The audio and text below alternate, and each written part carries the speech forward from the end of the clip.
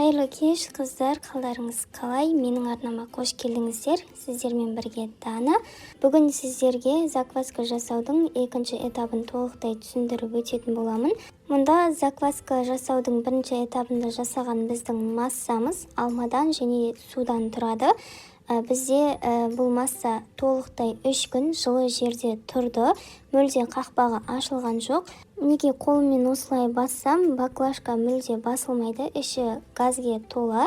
Біздің суымыз алманың әсерінен аши бастаған және де баклажканың ішіне газ толған. Біздің екінші этабымыз осы газды дұрыс шығару туралы болады.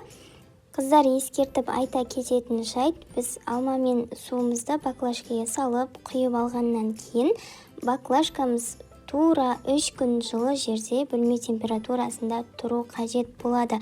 Міндетті түрде 3 күн тұру керек. Қыздар, егер сіздер дүйсенбі күні кешкісін сағат 5-те делік дәл осы бірінші этапта көрсетілген алма мен суды жасап алдыңыздар делік. Оны 3 күнге қоясыздар, яғни бізде сейсенбі, сәрсенбі, бейсенбі 3 күн болады. Бейсенбі күні кешкі сағат 5-те газын шығарып бастайтын боласыздар. Бізде 3 күн тура 78 сағат тура болу керек.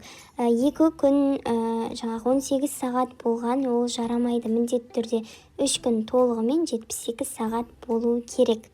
Қыздар, енді газын шығарамыз. Газын шығарған кезде қақпағын толықтай ашып тастамайсыздар. Жаңаға біз газдалған сусындарды ашқан кезде кішкене газын шығарып, одан кейін барып ашамыз ғой. Дәл солай кішкене газын шығарасыздар. Дәл видеодағыдай.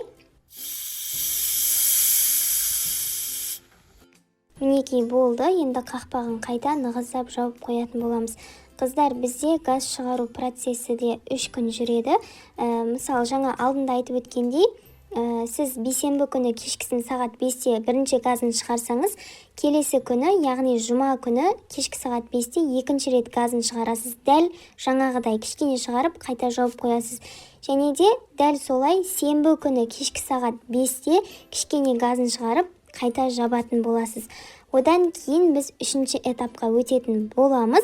Қыздар, әр этапты видеода түсіндірілгендей мұқият жасаңыздар. Егер де сіздерде кішкене бір қателік кететін болса, закваскаларыңыз дұрыс көтерілмей, дұрыс шықпай қалуы мүмкін. Бұл бізде екінші этап болатын. Дәл видеодағыдай 3 күн бойы газын шығарып дайын болыңыздар. 3 күннен кейін бұйырса 3-ші этапты салатын боламын, яғни біз ол кезде заквасканың қамырын жасайтын боламыз. Келесі видеода көріскенше сау болыңыздар. Видео ұнаса лайк басып, арнаға тіркеліп қойыңыздар.